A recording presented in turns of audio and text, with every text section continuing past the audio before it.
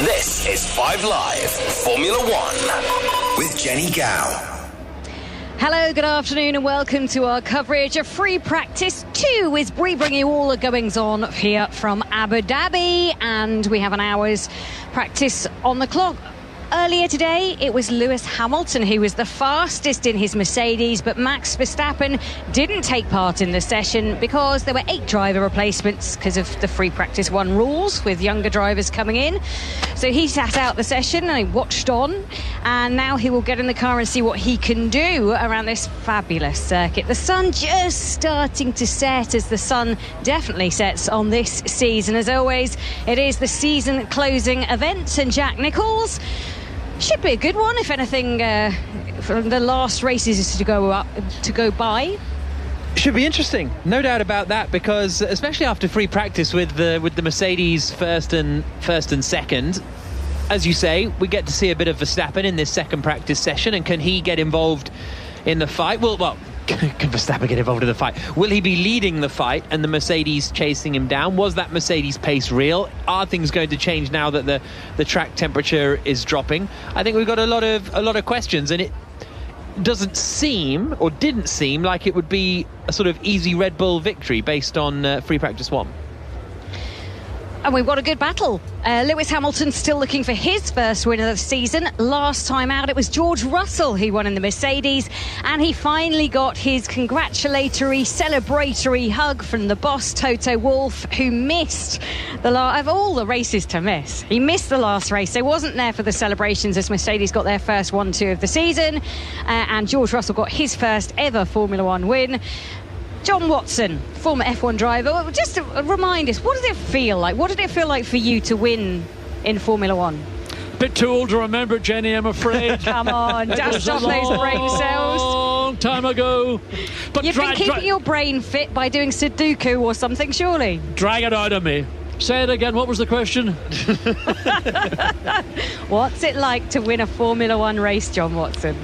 It's a great feeling, obviously. When you win your first race, I think it's the most important race in your career. And just think back 1 week when George Russell won his first Grand Prix for the Mercedes team. Now, he could have won a Grand Prix 2 years ago when he stepped in for Lewis Hamilton, who was unwell that weekend. And only for some issues which never really got fully explained, he didn't take that victory. And what a disappointment it must have been for George Russell on that day. But did he ever make up for it last weekend? Fantastic race. It really was. And a dominant display, I think, from George Russell as well. But let's see what happens this weekend. As we said, we've got 8 drivers coming back in. So getting their first taste this weekend will be Mick Schumacher, Zhou Guanyu, Latifi's back in at Williams, then a Stroll coming back in at Aston Martin, Alonso back in for the Alpine team, Norris back in for McLaren, Sainz for Ferrari, and Verstappen for Red Bull. All the drivers, all 20 of them, went out for a meal. Was that the thing to do, John, by the way, when you were driving? Did you go out for driver meals? Did all of you get together? It may have occurred occasionally. You all had a big sleepover one year, didn't you? Well, we had a sleepover due to the driver's strike in South Africa. But I think mostly you'd go out with your teammate, maybe much more than might happen today. And, of course, as regards to the nationalities, the French drivers, French teams always would go out for dinner. You go into a restaurant at any Grand Prix, you couldn't get a table because of the entire French journalists, television, drivers, mechanic took over a restaurant. I don't know whether it's the same today or not. So the concept of everybody going out and having a meal, first question is, who's paying? Well, I believe Lewis paid last night for that meal, and a generous offer by the 7-time world champion. And that was in celebration for this man's great career. Sadly, he's leaving Formula One. That is Sebastian Vettel. And I don't know what this man is going to do with his time. He's going to have so much free time. Maybe he'll become the next German Chancellor. No, not Chancellor. Yeah, I think, yeah. Anyway. I wondered where that was going for a moment. Well, he has taken an interest in many social and humanitarian issues over the last couple of years. So I think there's a lot more we're going to see from Sebastian Vettel, not necessarily from a sporting perspective, but he has got a marvellous opportunity for the remainder of his life to be a part of the public interest And even his nationality is German, although he lives in Switzerland. But you never know, he might become a German citizen one day in the future. Right, cars heading out on track. They're heading under the circuit in this very unique pit exit. So let's cross over for commentary of free practice 2 to Jack Nicholls. Alex tweeted in an hour ago saying, I think they need to turn some of Watty's settings down on hashtag BBC F1. I'm concerned he might over-rev. But we've come straight out fighting at the start of free practice 2. Love it. Over-revving? Listen, there's no such thing as a maximum RPM as far as I'm concerned. Full throttle. And then a bit more. So for those of you wanting to sync up, we have got 59 minutes and 19, 18, 17, 16, 15 seconds left on the clock. And a lot of drivers have gone straight out. Joe, Vettel, Sainz, Norris, Bottas, Schumacher, Ricciardo, Latifi, Magnussen, Alonso, Gasly, all heading straight out onto the circuit. There's just the engine cover being reattached to Lewis Hamilton's car before he heads out onto the track. A reminder, the quickest time from earlier on was set by Hamilton, a 1 minute 26.6. So that is the benchmark time from earlier. And Tony has tuned in after that great episode of Bargain Hunt, which apparently featured Dick and Dom, I presume, as contestants. Was it like a celebrity bargain hunt? Anyway, for those of you listening outside of the UK, it's a show where I can't be bothered to explain Bargain Hunt, actually. But what you can listen to also is a new podcast available on BBC Sounds, and it's about the sport's strangest crimes, and it's all about 2007 and Spygate and Alonso and McLaren and Ferrari and all of that. So you can have a listen to that sort of box set. Just search for Spygate on BBC Sounds and you'll be able to find it. And I think Andrew Benson contributed, so there may be some truth in it. Therefore, 57, or it might, yeah. I'm sure it's great. Honestly, I haven't listened to it yet, but it only came out yesterday, and I've been busy doing this. Into the first corner comes Carlos Sainz as the sun begins to set, and it was interesting actually in Austin because some of the drivers saying, I think it was George Russell saying that the sun setting here isn't too bad because you have a lot of grandstands and you have a lot of, the hotel, so there's not many corners where it really affects you. But when the sun was setting in Austin, because you're on the big open, the big Texas sky, when the sun was setting, it was in your eyes sort of every single corner. But there's enough shade around Abu Dhabi that it's not too much of a distraction. And also, in this part of the world, when the lights go out, they go out very quickly. So we're starting in, there's still enough light around to not need any artificial lighting around the racetrack. As Carlos Sainz now comes down to complete his first flying lap. Well, he's midway through the first flying lap, and understandably, he's gone purple. But in the middle sector, he's only got a green. So somebody has gone purple in that middle sector. And that person, I'm just looking down to see who it might be. Vettel. It is Vettel, indeed, surprisingly. I was going to say Vettel, and I checked up and I thought, no, can't be Seb getting purple at this early phase in a free practice session. Someone tweeted in a little earlier on, which I thought was amusing. It was Paul, said, surely this weekend is Auf Wiedersehen Vet, which I quite liked. I thought that was quite witty. It is. It's a very good play on that TV series from many, I was going to say years ago, now decades ago. Yeah. It was a Children in Need special on Bargain Hunt. They raised £1,800. Kaylee says, I think Jack, Jenny, Jolien and Andrew would make a very interesting episode of Bargain Hunt. That would be quite fun.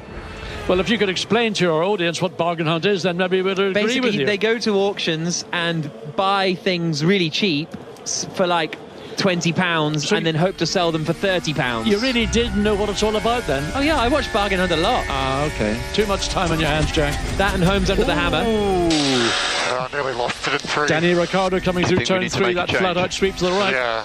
Yeah. So he says, do we need to make a change? He's saying, yeah, but that was quite a big moment there. Very quick snap, and did well to hold it because that's a fast-ish part of the circuit. Leclerc has gone quickest, by the way, anybody who's watching or listening. And Ocon goes into second quickest, the 26.0 for Leclerc. So already 6/10 quicker than the times this morning, going to show that track evolution. Yes, and also remember, qualifying will be at a similar time of evening tomorrow night. So this is important for those, particularly those drivers that handed over their cars to the 8 young drivers who did that first FP1 session. So Charles Leclerc, 1:26.045. Just out of interest, I know that everybody listening to this will know that the pole lap from last year was set by Max Verstappen at a 1:22.109. So we're about 4 seconds away. And that time will come through track evolution and just getting accustomed to lappery around the Yas Marina circuit here in Abu Dhabi. So Verstappen has gone third quickest on the medium tyres then. So Leclerc, Ocon, Verstappen, Perez the top four, all on the mediums, but Leclerc a second faster than Verstappen at the moment. Russell has just come through the first sector, 2 tenths down on Leclerc on the mediums. There's cars all over the shop as he comes down the back straight. 2 Red Bulls and Lance Stroll, and he now gets onto the brakes into the chicane at turns 6 and 7. Through the left and the right, and then on the run down towards turn 9. And this is more like a qualifying session. We've got cars running slowly on the 2 quickest parts of the racetrack, all looking to find the optimum opportunity to go and do a clear lap on a fresh set of rubber and not have anybody else interfere with that lap. Russell through the middle sector is half a second slower than Charles Leclerc through the middle third of the lap. The first sector here is basically one corner where it's just the left-hander at turn 1, and then it's flat out all the way down to the first sector split, and then most of the corners, the majority of the corners, coming in the final sector, which is where Russell is now, into the final corner at turn 16, out across the line, and he goes third quickest, 8 tenths away from Leclerc and half a second slower than Esteban Ocon. So that's a lap that isn't quite respective, I would say, for George Russell. Still that engine cover being attached to Hamilton's car. He's still in the pits. He is the only driver that hasn't been out on circuit yet, Lewis Hamilton. Ricciardo back in the pits after his wobble at turn 3, but yeah, Hamilton the only one still in the pit lane. Well, there's certainly work continuing around the back where the engine cover is just being replaced, and they then put as a form of helicopter tape that they cover all the joints in the bodywork just to give that an additional aerodynamic gain. As we are looking at Nicholas Latifi, and this is the last race for the Canadian, for the Williams team, so I don't know whether he will have a celebratory dinner. Maybe he will celebrate this being his last race for the team, but I suspect he's rather sad that having done 2 years and not making the progress that he would have wished, and this is his last Grand Prix.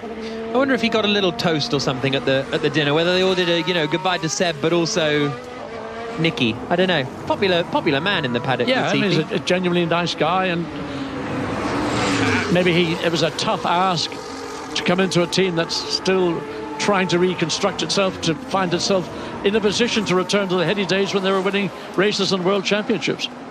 Jenny. Yes, it's quite a busy year for driver movements, really. Vettel's last F1 race this weekend, Latifi's, as you said, Mick Schumacher also departing, and Daniel Ricciardo, all of them going. And there's a lot of driver movement as well, with Alonso going to Aston Martin, Gasly across to Alpine, and then Sargent coming in at Williams, De Vries. That's Hamilton going out, by the way, in the Mercedes. De Vries in at AlphaTauri, and Piastri in at McLaren. That's a big year for movement. Yeah, it's a busy one, isn't it? We've just seen Fernando Alonso go wide at turn 1, just understeered off, and then sparks all the way around turn 3. Yeah, the car's still got a lot of vertical movement, which actually is called porpoising, but not in the aggressive manner we saw earlier in the season, but still a lot of vertical movement on the Renault. And the exit out of turn 1 for Fernando Alonso, well, there was no point in him trying to continue to do a representative lap. He just needs to back out of it and then regroup and start all over again. So Leclerc still quickest on a 1:26.0, 8 tenths quicker than George Russell. Hamilton's on his outlap now on the medium tyres, and Leclerc has just done another lap which is 4 tenths slower than his previous best, now that the best have gone from those softs, from those mediums. I didn't realise only Michael Schumacher has won more consecutive world titles than Vettel. Vettel winning those 4 in a row. Yeah, he did 4 consecutive titles, and then went off to Ferrari and failed to win that was his ambition, to win at Ferrari, but never worked out. And since then it's really been 2 years at Aston Martin, which has probably been even more disappointing than his period in Ferrari. Danke Seb adorning the Aston Martin this weekend. Jenny? Yes, I've just spoken to Mercedes just to ask if there was any issue for Lewis. He was slightly later going out than maybe some would have expected. He said, no, everything's absolutely fine. But George Russell did go out earlier than Lewis. He was doing development work this morning, so he went out earlier in this session to get that extra bit of running. But I found it interesting that they're doing development work in free practice 1 earlier today and still managed to set the second fastest time. Yeah, indeed. Good effort. 49.5 minutes to go. Leclerc, Ocon, Russell is the top 3 at the moment. Sainz has just improved in his first sector. Verstappen is improving in the middle sector. The sound you can hear is that Honda, in inverted commas, engine in the back of the Red Bull as he comes down through the gears into turn 12, then swings it left through turn 13 under the bridge of the hotel, and then he's got 2 more corners to go. Flat out through 15. Down into 4th gear and on the power out of 16, and he goes up to 3rd quickest then. Verstappen 0.3 slower than Charles Leclerc, still slower than Esteban Ocon, who's in there in 2nd position. Russell in 4th, Sainz in 5th, Perez, Gasly, Zhou, Bottas and Magnussen, the rest of the top 10 at the moment, but lap times keep improving. Hamilton has just come through the 1st sector and has backed off in sector 1, so maybe a mistake at turn 1 potentially for Hamilton, but he's backed off in the 1st sector. Latifi's just improved to go up to 17th place. Perez improves to get ahead of Russell and go up into 4th position. Russell's just done a cool-down lap and is now pushing again. Done a 17.8 in sector 1, a 10th away from the fastest first sector of Charles Leclerc, and Max Verstappen's been sliding his way around the circuit. Yes, coming out of the chicane, dissects the 2 main straights, got the back of the car loose, and he then balanced that on the steering and the throttle. I mean, a lovely image, but not a lot of good for the tyres or for a lap time. 48 minutes on the clock. Jenny. Yeah, just down here, just down at McLaren, one of the guys has decided to hold up one of the cooling devices, which is like a leaf blower with dry ice attached to it. Hold it up in the air and it's just had a little snow shower, but I was standing in the wrong place at the wrong time, so apologies. I got a little snowed on. Wouldn't expect that in the middle of Abu Dhabi. Just let you know, Daniel Ricciardo leaving the garage now. He had a little wobble out there earlier, came back in just to have a look at it, and he's now going out in his McLaren. And apparently Helmut Marko has kind of announced without speaking to the PR team, I would imagine, that Daniel Ricciardo will be the reserve driver next season for Red Bull. So it's not an official thing, but it did come out of the mouth of Dr. Helmut Marko, so you kind of feel like you have to go in that direction. Yeah, I think he said it on Sky Germany or something, didn't he? Oh, OK, you're going to credit them. I wasn't. Why aren't you going to credit them? Oh, sorry, I didn't realise we weren't crediting Sky Germany. No, you can. Am I not allowed to say Sky Germany? I think you can say Sky Germany. Can you watch Sky Germany? I've never watched Sky Germany. I wouldn't really know what they were saying. Danke sehr. Clearly. Yeah, exactly. Whoa, Hamilton on the brakes, coming into the chicane, halfway between the 2 straights, and he's been badly balked by Magnussen, and drives past him and does a little... What's going on? I mean, that was pretty bad. The only good news is Lewis Hamilton is currently on that yellow sidewall tyre, which is the medium compound here this weekend, so it wasn't a simulation of a qualifying lap, but nevertheless it's another lap wasted. Lewis had done all the hard yards, preparing to go onto it. Midway down the back straight, he comes up against the Haas, and just as if Magnussen, is he out for a Friday evening drive, oblivious to traffic all around? Yeah, frustrating that. Worse than frustrating. His first sector, Hamilton, was a couple of tenths shy of Leclerc's. So Hamilton has obviously now backed off in the middle sector as well. Charges up the car, and he'll go again for a 3rd effort now on those medium tyres, with 45 minutes and 37 seconds left on the clock. Well, he's got a Red Bull directly ahead of him, and he's got a Ferrari running him down, so he's got to get on with the programme as he now exits cleanly out of turn 1, up through the quick flick to the left and cut back, and you're just building speed at such a rate through turn 3. The lateral loads on the left-hand side of the car, very high indeed. And that is a personal best for Hamilton in sector 1, 2 tenths shy of Leclerc, so pretty much matched what he did previously. Vettel jumps up into 10th place in the Aston Martin. Hamilton opens the DRS and comes down into turns 6, 7 and 8. No traffic this time around, and little slide after hitting the curb, but nothing too dramatic. What's his middle sector split going to be? And it is slower than Leclerc by 0.6 of a second. Verstappen, meanwhile, is on a quick lap. Yeah, remember, Lewis is still on that medium Pirelli tyre. Did he start on the reds and go to the yellows? Not quite sure, but right now this is maybe more about what will the car do at this time on Sunday. More information gathering per se than necessarily going out looking for out-and-out speed. Yeah, everybody so far has been on the medium tyre. Verstappen is actually out on the softs. He's the first driver out on the soft tyre, so he's done the fastest first sector of anyone as a result. He's coming through the chicane on the back straight now, and then getting on the power down towards turn 9. And what's he got after the middle sector? Charles Leclerc is quickest at the moment, but Verstappen is up on Leclerc only by 0.2 of a second. But considering he's put the soft tyres on, I would have expected maybe a little more than that. But still, most of the corners coming in this final sector for Verstappen.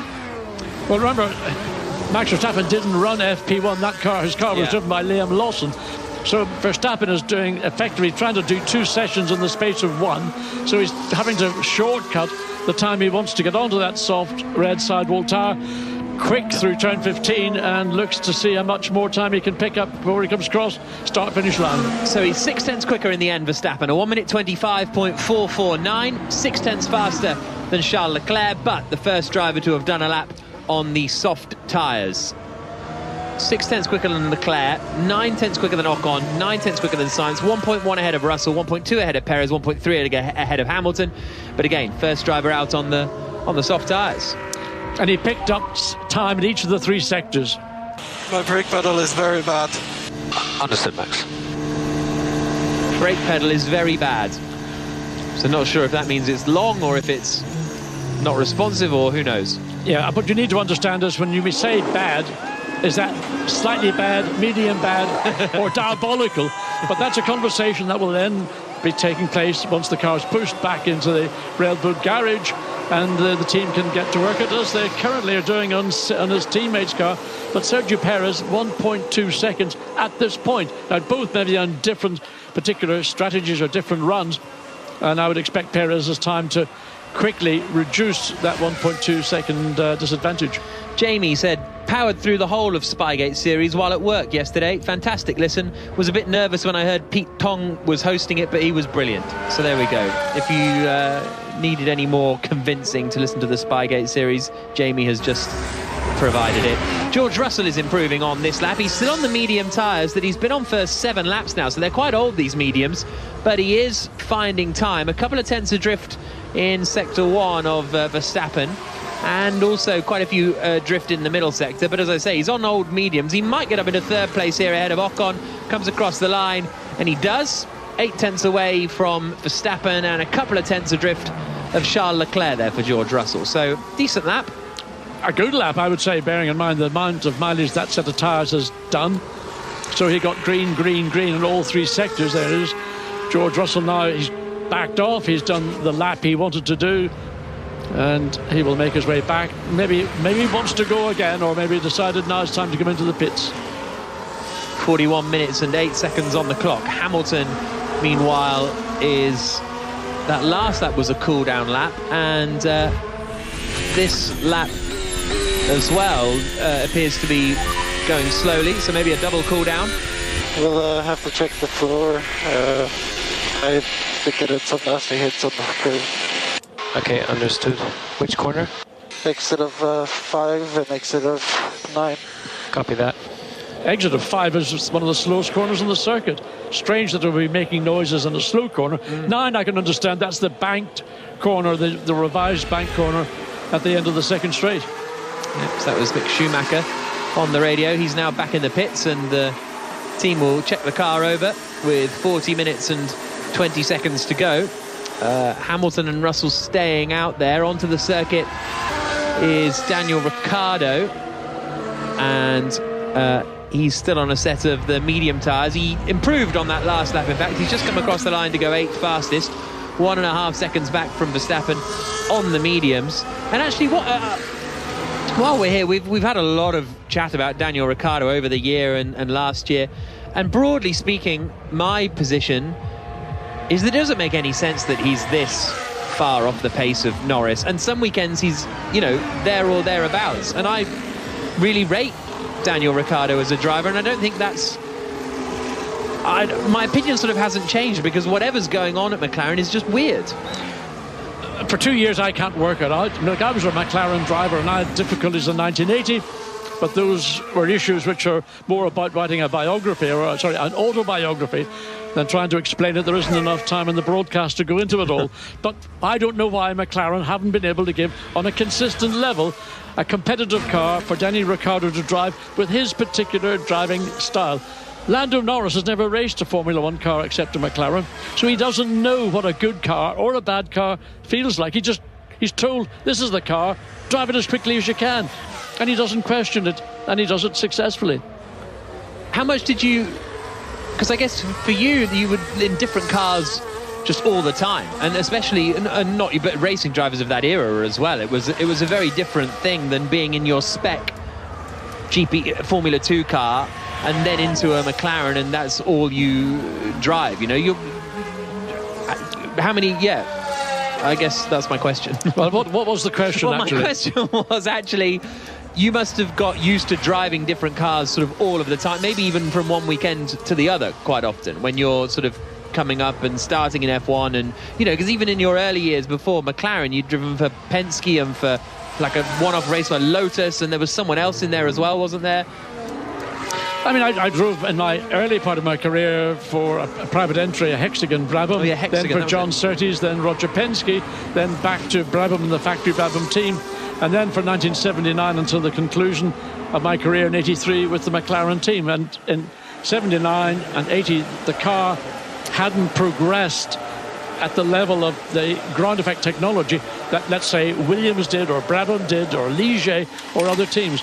And it was really only when the new management and new engineerings came in 1981 with Ron Dennis and John Barnard that McLaren began to make that step forward, which they maintained for virtually 2 decades. But in those early years, when you're jumping between different cars, you must have learned a lot about how to get different things out of different cars. That must have been a real tool, I suppose. Well, the most challenging occasion I think I ever had was 1975, stepping in for Jackie Ickx, who decided that the Lotus 72E wasn't sufficiently competitive at Nürburgring to be worthy of his services, because he was a bit of a Nürburgring meister. Yeah. I jumped into the car, FP1, drove around the little loop, and then went out on the North Schleife, and it was an adventure. And Colin Chapman kept leaning into the cockpit and said, "What do you want to change, John? What do you want to change?" He said, "Leave me alone." It wasn't Kimi Räikkönen who'd invented that. "Leave me alone. Let me work it out myself." That wasn't your first time on the Nordschleife, though, was it? First time on the Nordschleife in a Lotus 72E. Wow. 36 minutes and 34 seconds on the clock. Verstappen across the line, and he finds a bit more time. 1 minute 25.335. So chips away a couple of tenths on that second lap on the soft tyres. Leclerc is now out on track on the soft tyres. Jenny? Yes, just in front of Mick Schumacher's car. The Haas is just about to go out on track. They've had to check the floor. He was saying he was getting some nasty hits on the straight. He's got a tribute helmet on this weekend for his last ever Formula One race with Haas. It's a tribute to Seb Vettel, so it's really confusing because you look at the Haas and think it's Seb Vettel. Oh no, it's not. It's Mick Schumacher. But just on the subject of Mick, if Ricciardo's going to Red Bull, that does potentially leave the way open for Mick to go to Merck. And my question about Ricciardo, should he have gone to Haas? Should he have taken the seat that Hülkenberg now has? Because if you're looking for experience and a current driver, then surely Ricciardo would be pretty much top of the list for any other team, no? The only reason I can imagine is, with respect to the Haas team, and they've done a great job this year, is that Daniel Ricciardo felt that the option of going back to the Red Bull team was the preferable option than going into a race team which is yet to find itself at a higher level that he feels justify joining that team.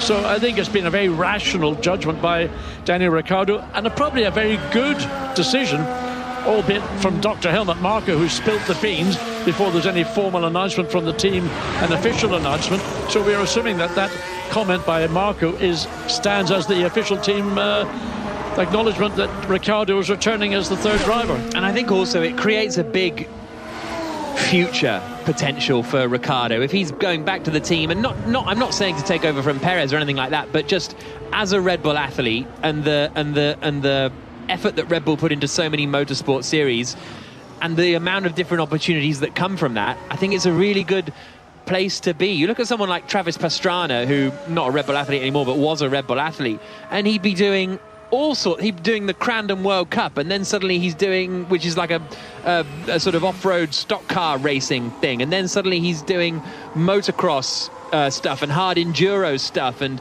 all of that. And I think that's maybe an opportunity and an avenue that we could see Ricciardo doing. Right, some lap times coming in on the soft tyres now.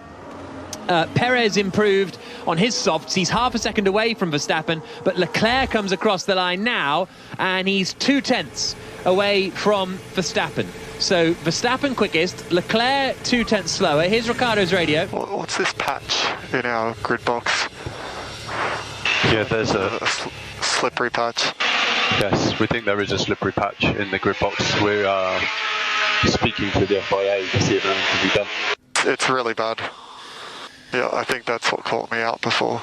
So it looks like there's almost like a area of polished tarmac that is sort of right in the middle of Verstappen's grid box. Are you Ricciardo's grid box? Are you there, Jenny?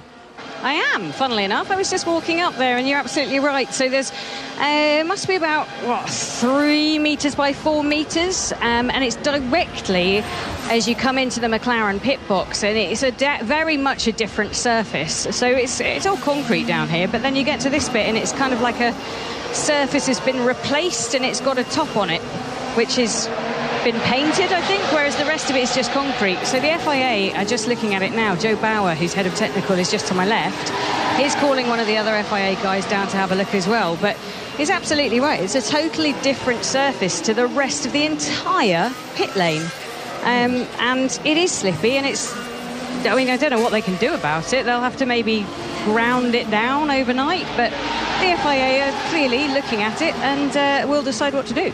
Well, I noticed when Ricciardo came in, Jenny, that he had flat spotted his left front tyre. Now, I don't know whether he did that when he made a previous pit stop or on this entry into the pit lane, or whether it was simply just a lock-up somewhere around the racetrack.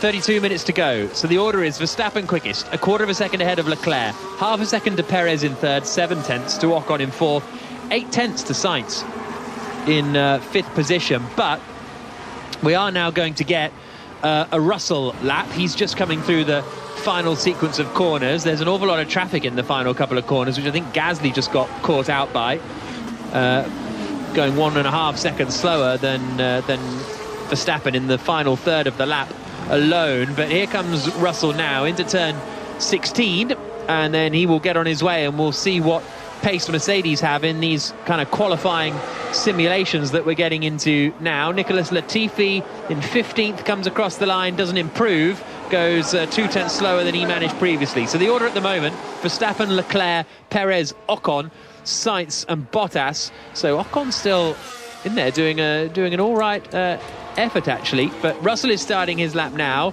Jenny? Yeah, Charles Leclerc's just come in. They've just changed the wing angle slightly and sent him back out again. Simulated a pit stop, but didn't actually do a pit stop. And actually, as he went out, he drove over the McLaren pit box slightly, and a whole plume of dust flew up. So I don't know if he'll make the same complaint as Ricciardo. Russell is quicker than Verstappen in Sector 1. Coming down now into the chicane at turns 6 and 7. Halfway down that back straight, he's got a bit of traffic up ahead to contend with. Russell, has he backed off here? Just trying to think.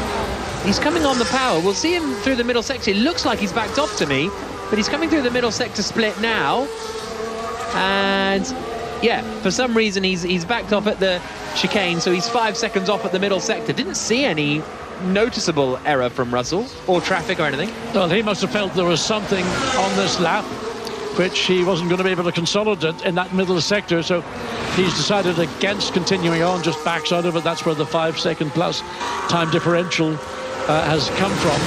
So it's hypercritical. This racetrack has always been a difficult circuit to find a way around another car, and particularly when drivers are going out on outlaps, going really slowly in some cases, and at tricky parts of the circuit in other cases. So you've got to keep your wits and their eyes about you, thinking maybe a little bit further down part of that lap, would I catch maybe a car in sector 3 when I'm fully loaded, fully committed, and I've wasted a total lap because just somebody was meandering around in my way.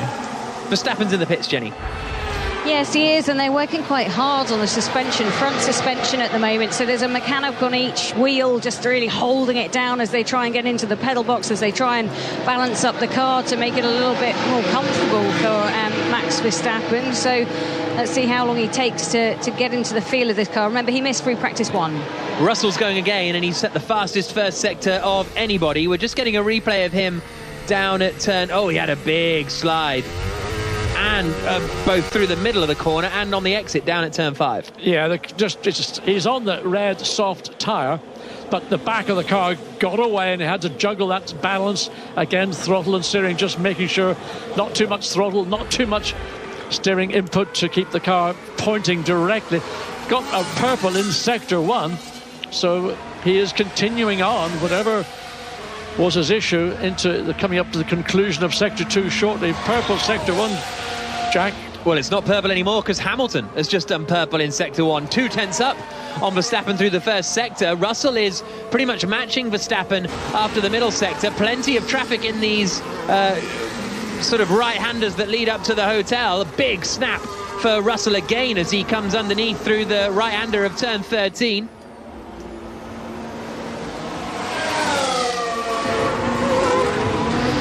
Well, Mercedes are looking very strong here. George Russell is just coming out of the final corner and he goes second fastest, a tenth slower than Max Verstappen, but he had a lot of traffic during that lap, and his teammate Lewis Hamilton's on a good lap as well, only 100th away from Verstappen after the middle sector. So once again, after that win in Brazil last week, Mercedes look like they're in the fight at the moment. 27 minutes to go in this session.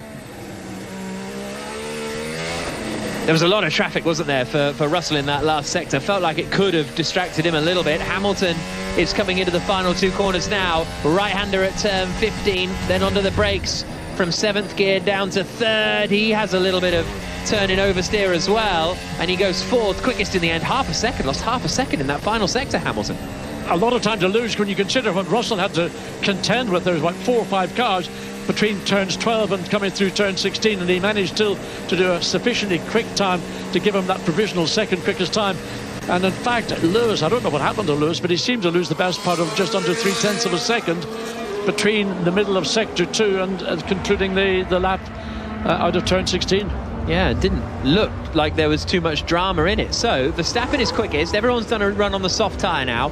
Verstappen is quickest, a tenth quicker than Russell, 2 tenths quicker than Leclerc, 4 tenths quicker than Hamilton, half a second quicker than Perez. Ocon is in 6th, Sainz in 7th, 8th for Bottas, 9th for Norris, 10th for Vettel. Joe, Tsunoda, Albon, Schumacher and Stroll are the top 15.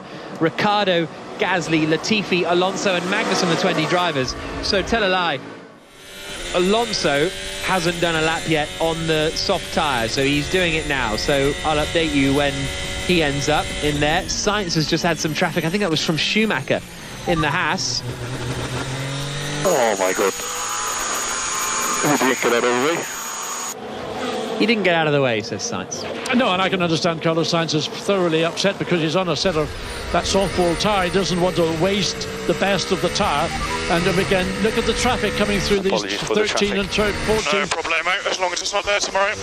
George Russell threads his way through successfully as he manages to come up, and this is the lap we're watching right now that will see Russell go second quickest.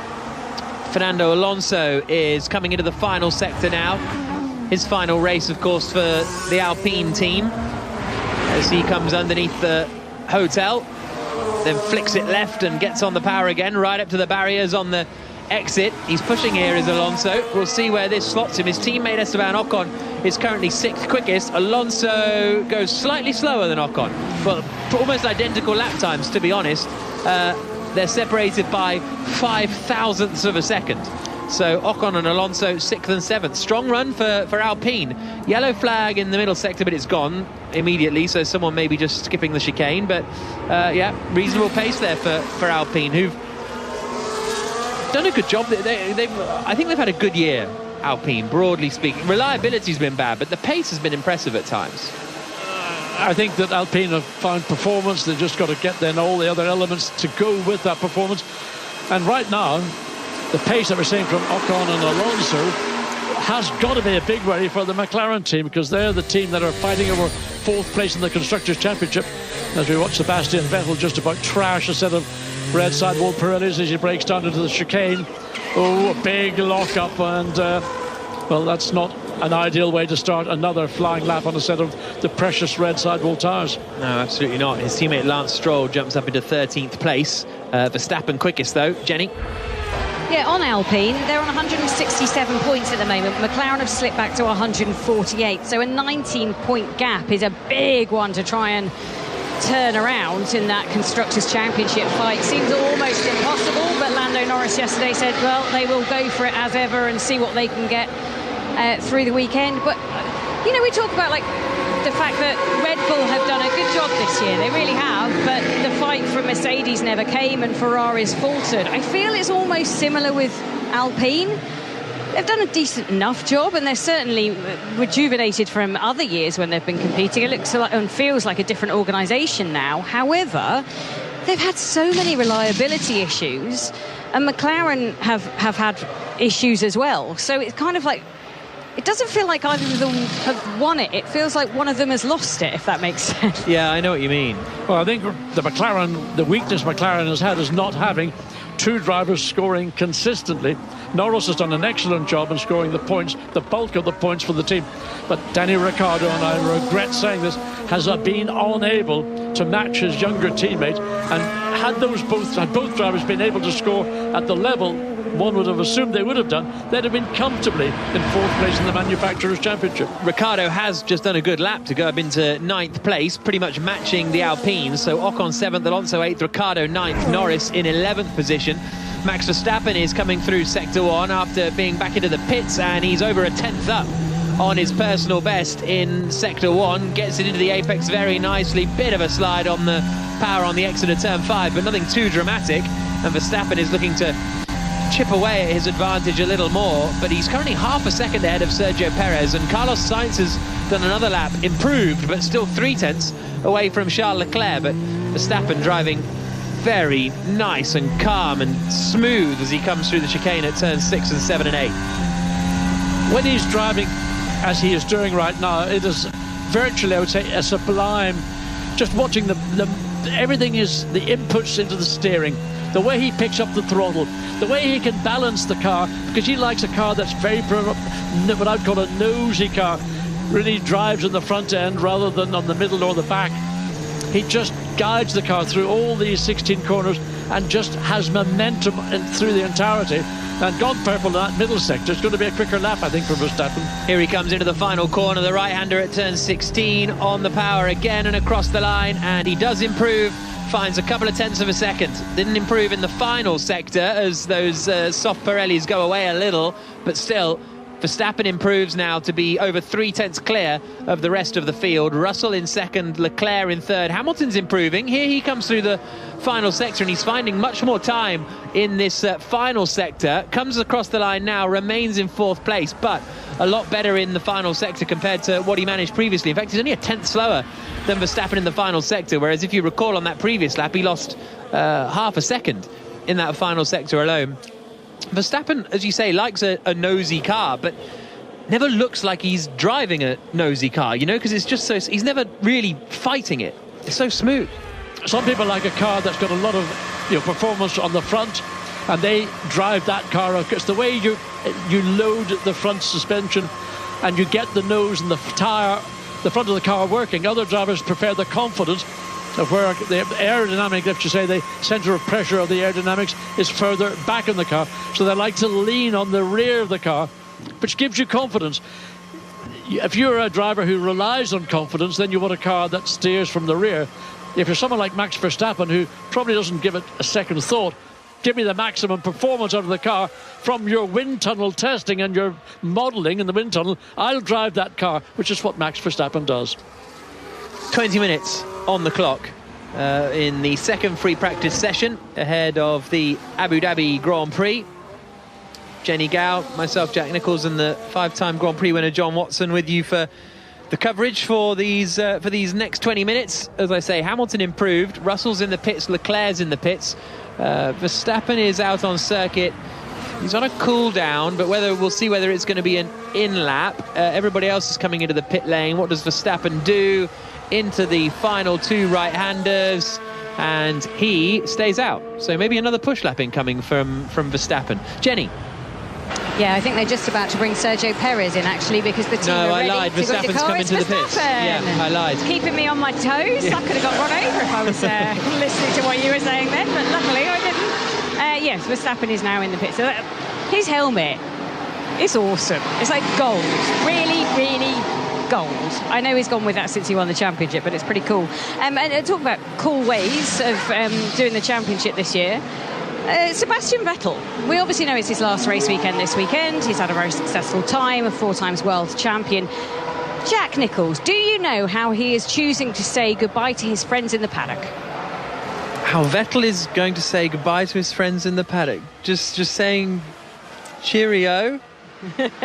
Just going up in a little... Has he got maybe a little model cars that he's handing out or something? That would be fun, wouldn't it? No, he has decided that he'd like to run the track with everybody. So tomorrow, after qualifying, he has invited the whole of the paddock, including people like me, other drivers, other teams, doesn't matter who you are, to do a lap of the track tomorrow night at 9 o'clock. Jenny, I've got a dodgy left ankle. Will you excuse me from doing that, please? Well, you're absolutely excused. Don't worry. He's got a hashtag for it called Run With Seb. It does say one can walk, but I'll feel silly if I walk, don't I? I mean, I can't run. The doctor says no when I try and run. My knee's not good enough to do it. But can I walk? Is that bad? I'm not the king. I'm not in charge of the Run With Seb rules. That's a shame. It's kind of a cool thing to do, no? Or no? I don't quite understand it, honestly. I mean, I understand it. It's a chance to catch up with his friends and on a run, have a chat. And he must have 100 friends in the F1 paddock, so he's not going to have a chat with them. It's only a 5k. They'll do a 5k in what? I don't know, 25 minutes. Yeah. So 25 minutes to say goodbye to all your friends in the paddock feels a bit. You've got to be making more of an effort than that. While you can't talk, well, obviously he's an F1 driver, so he can probably run and talk, but interesting. Yeah. I think little model cars, just hand out a load of little model cars would have been cool, or little autograph cards of himself. Yeah, I don't know. Did you say goodbye to the F1 paddock at any point, or not really? There was no big ceremony like this weekend for Vettel. Well, at the end of 1983, I left Kailami, South Africa, flew back to the UK, and then on the Monday I found out that my seat has been taken by Alain Prost. So there was no opportunity, even if there'd been the will.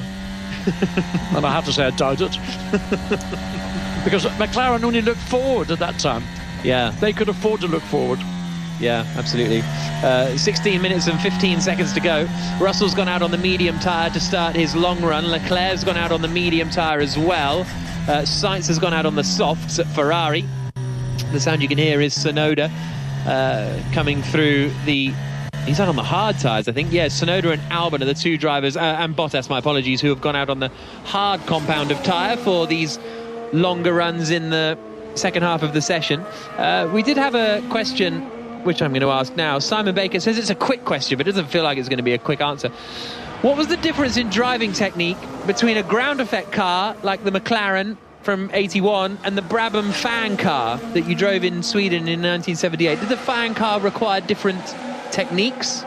Fundamentally, yes. It didn't have ground effects as at the time were in evolution. It had a fan acting as a sort of sucking down the race car. And the short story, the short answer is, in the paddock before we went out to practice, Bernie Ecclestone leaned over the chassis into the cockpit and said, don't rev the engine, don't rev the engine. Because Bernie is quite short in stature, he had to push his feet under the monocoque. So he said, don't rev that. The chassis got sucked down, nipped Bernie's toes, and then I can't repeat what he said, don't rev that. Engine.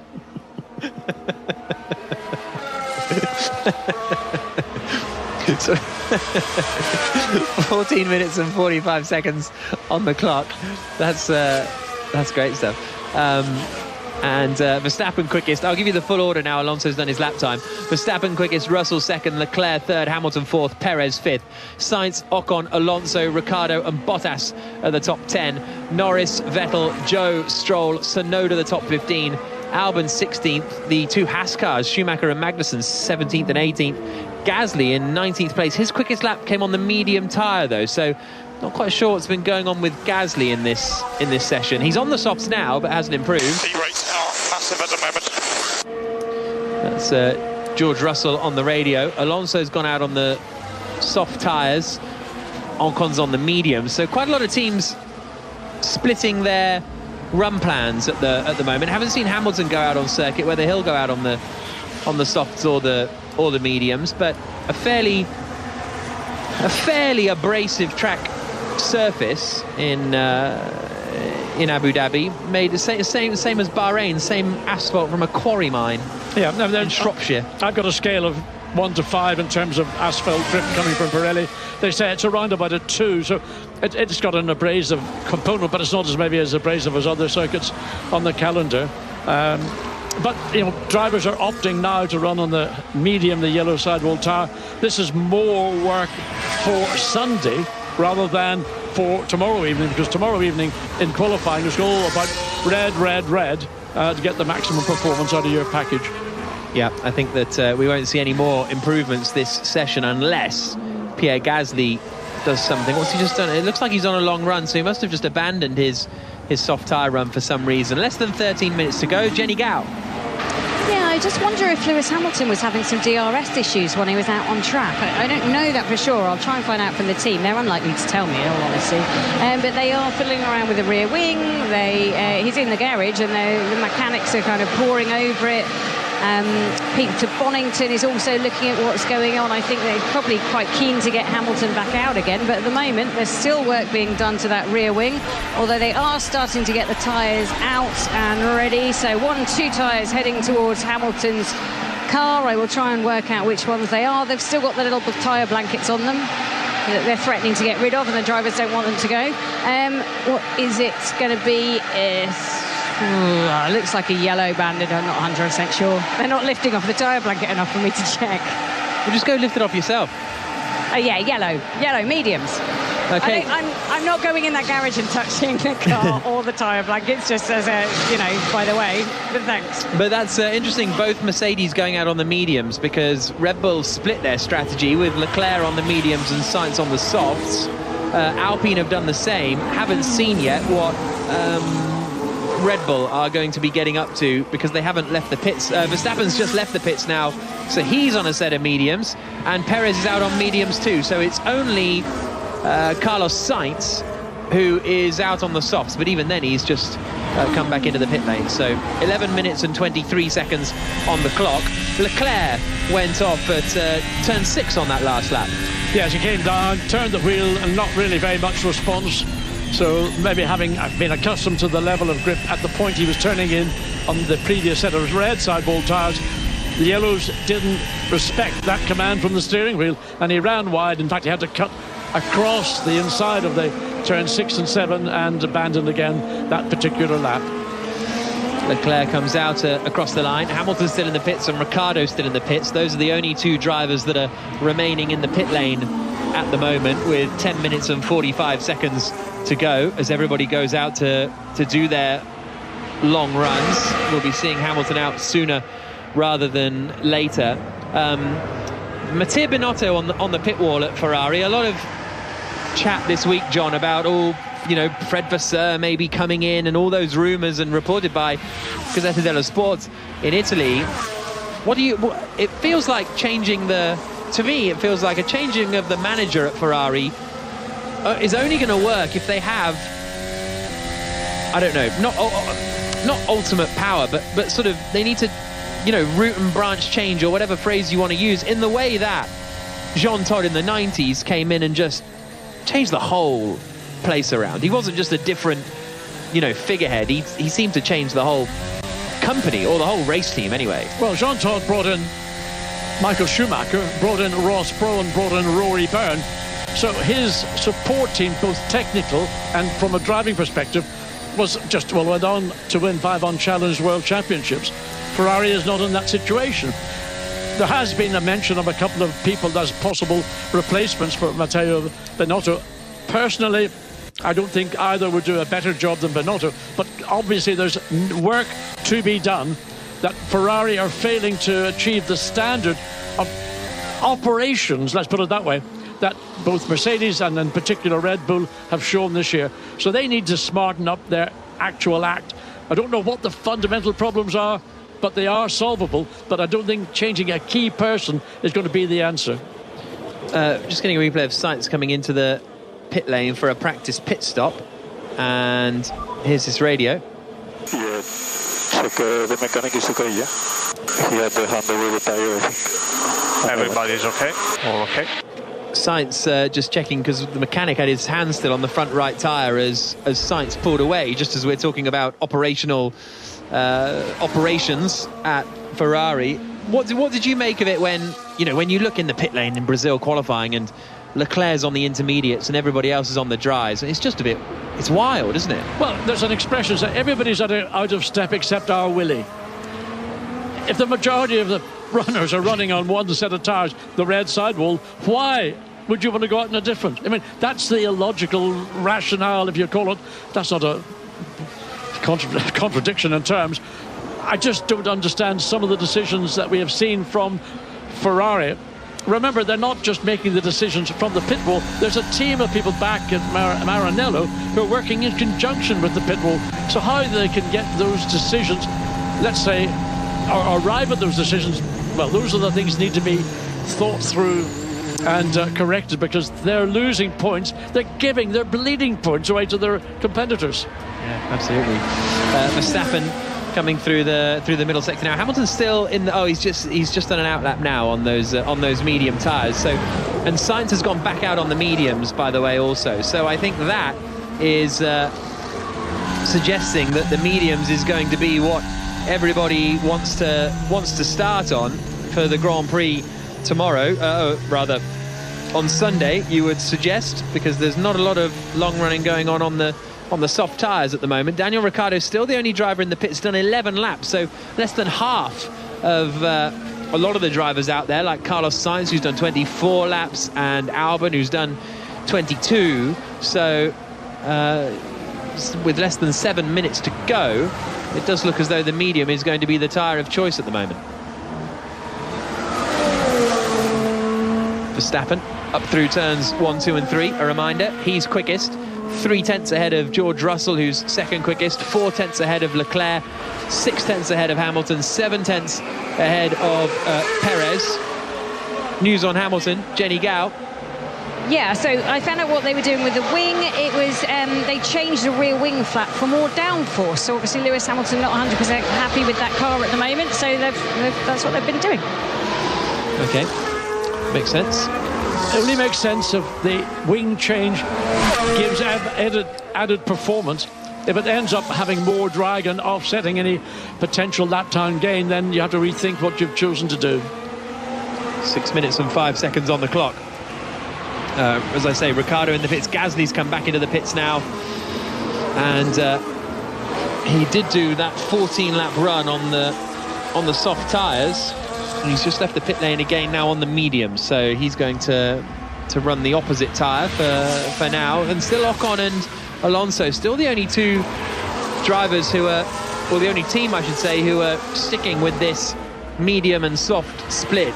Everybody else, and Alpine as well. Aston Martin as well. Alpine and Aston Martin, the two teams that are doing this split. Norris is running the hards and Bottas is running the hards as well, as everybody tries to get as much information as possible. The other problem you can get is you get stuck behind a car, and that's what's happened to Hamilton at the moment. He's right up behind Zhou Guanyu in the Alfa Romeo as he comes down the back straight, opens the DRS, looks to the inside and has to get the job done on the brakes, but does so, and then continues on around his way. Leclerc has been off at turn 6 on that last lap, the lap before last actually, so Leclerc, that's the second time today he's been off at turn 6, having a little bit of a lock-up and going straight over.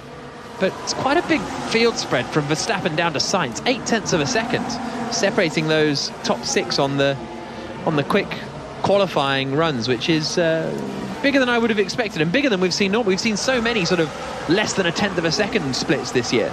Yes, and what's impressive is that Verstappen didn't do FP1. He's jumped in stone cold and gone out and done what he's done pretty much throughout the season. That's dominate a session. 7/10 quicker than his teammate Sergio Perez. Here's Charles Leclerc's radio. Why are we slow? I mean, are we slow compared to the other guys, yes or no? Our pace is not great at the moment. Lock up for Leclerc again, coming into turn 6. That's 3 laps now on this long run that he's had that little lock up, and Leclerc saying on the radio, are we slow? Well, only one way to find out. When he is slow, if he's making consistent errors at the same part of the racetrack, doing it once, you have to make an adjustment. Doing it twice, well, that adjustment didn't work. A third time, I think you go back in the pit lane and ask the question. Yeah, frustrating times for Charles Leclerc. Third quickest at the moment, but I wonder what the numbers tell us. Jack! Yeah? It's 3 minutes to 2, which can only mean one thing. So for the last time this season, it's time for Long Run Corner with Andrew Benson. You can go the distance, we'll find out in the long run, in the long run. Well, we don't have a lot of data. Drivers have been out at different times, but and they've done different lengths of runs. But to compare equivalent 4-lap runs, Max Verstappen is 0.3 of a second quicker than George Russell, who is half a second quicker than Charles Leclerc. Hamilton's only done 2 laps. Oh, hang on, I've just got another data point for him. I'll just add that one into the spreadsheet. Hamilton about the same pace as Russell. So at the moment, it looks like Red Bull have quite a significant advantage on race pace, just as they have done on qualifying pace. Half a second for Ferrari. No wonder, because I was wondering, because when Leclerc's saying, are we slow? Half a second off Mercedes, who were 0.3 off Red Bull. Yeah, so that's, and the fact that the engineer came on and said, yeah, we're quite slow at the moment, that's concerning for Ferrari, isn't it? Yeah, he wasn't joking, was he? It's not great at all. Sainz, to be fair, Sainz's first lap's not too bad. His first lap was a 1 minute 30.299 seconds, which compares with Verstappen's first lap of 1 minute 30.108 and Hamilton's fastest lap of 1 minute 30.3. So they're actually on the basis of that, they might be more in the ballpark than they're looking on Leclerc's run, but it doesn't look that great overall. Wow. So kind of normal service resumed by the looks of things. Verstappen with a bit of an edge over the Mercedes, but the Ferrari's a long way off. Verstappen where he normally is. They've got to focus on Perez, and there's a problem, just a freezing picture. They've got to focus on getting Sergio Perez ahead of the 2 Ferraris, particularly of Charles Leclerc. And Leclerc right now in this session is 0.2 or so ahead of Perez. There's work to be done, and that's second Red Bull. Yeah, because that is the fight for second in the championship between Leclerc and Perez for whatever that's worth. Are you surprised how, I don't know, sort of seriously that the teams are taking that fight for second in the championship, or do you think it does mean something?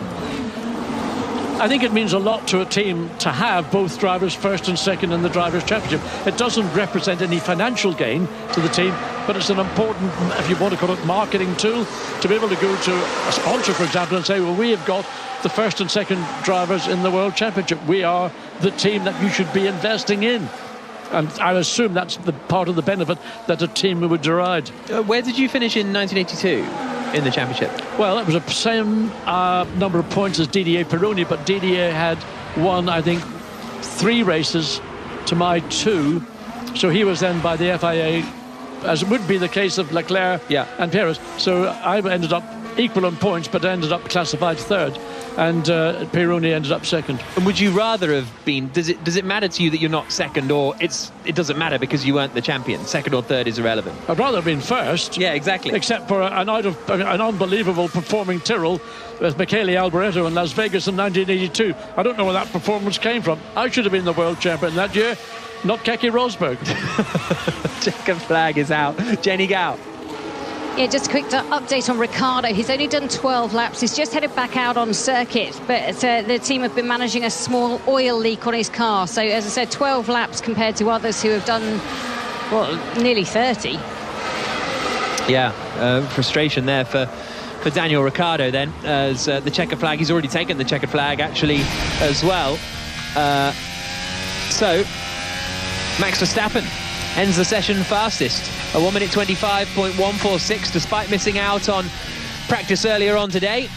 Second quickest for George Russell, 0.3 of a second behind. Charles Leclerc third, 0.4 back. Fourth is Hamilton, 0.6 back from Verstappen. Perez in fifth, Sainz in sixth.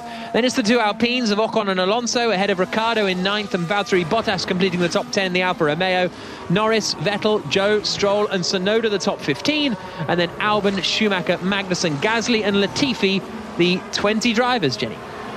That is Friday, done and dusted then from Abu Dhabi with free practice 1 earlier on today. George Russell fastest and Lewis Hamilton fastest, George Russell second. And this session, it's Max Verstappen fastest and Russell second. So, John Watson is qualifying tomorrow. As you've pointed out several times in this broadcast already across the day, it's so important to nail your position in qualifying when it comes to Abu Dhabi, because it's still a tough track to overtake on. So, how do you see it shaking out? Well, from what I've seen in this FP2 session, there's one driver who will be on pole position. I don't see any other driver, package, driver, car, whatever, challenging the Dutchman, the two-time world champion, and he is performing as we've seen him perform all year, which is superlatively. Jack? Look, there's no choices there. I think that he's ended up being sort of exactly where you thought he might be after the first practice session, you know, because he wasn't in it, and it was Russell, you know, it was the Mercedes and the Ferraris really close at the top of the times with no Verstappen. You slot Verstappen in 0.3 ahead, and there we go. Perez a long way off. I think they need to find something, as what he was saying a moment ago, to try and get ahead of Leclerc in that fight for second in the championship. But based on today's evidence, it'll be a Verstappen on pole, and maybe Mercedes will be the closest challenger. The TV director was a little bit mischievous, I believe, because he showed a picture after Ferrari were chatting about being slow. They showed a picture of Fred Vasseur, the team principal. Yeah, that was quite funny. You clocked that as well. The team principal down at Alfa Romeo. He is the man being linked with a move across to Ferrari. I mean, if they do make a change at Ferrari, and if they do have somebody else coming in there, and if it is Fred Vasseur, whoever it is, it's going to have, even if it Binotto stays, they're going to have one heck of a job, aren't they, turning things around at Ferrari? They've gone from having what seemed like one of the best cars to struggling, John, out there. It may be the pressure that exists in Italy from the Italian media. They just absolutely hammer Ferrari if they're not winning, and if they see it, what they perceive as a weakness in the team, they are going to flog it to death. And if the outcome of it is that pressure leads to a change at the top, the head of the Ferrari team, well, I made the point earlier on, I'm not persuaded that the two names that have been put forward as potential replacements would make any appreciable difference to the success of Ferrari in 23. And that's what we've discussed before, isn't it? Yeah, okay, and you spoke about it well on the Checker Flag podcast, which you can download from last night, but Binotto's not picking the strategy. Binotto's not sending Leclerc out on intermediates. You know, Binotto's not in charge of the strategy at Monaco. You know, so yeah, okay, you change, but you know, changes need to happen somewhere. But I feel like we've been saying that for 10 years. Right, that is all for Friday night. However, if you want a bit more F1 action, then make sure you search on your podcast device or BBC Sounds for Spygate, because we have a new podcast coming your way all about the 2007 series, narrated by Pete Tong. So that'll give you something to listen to. We will be back tomorrow at 2 o'clock for qualifying. FP3 before that. Join us then. This has been an IMG production for BBC Radio 5 Live.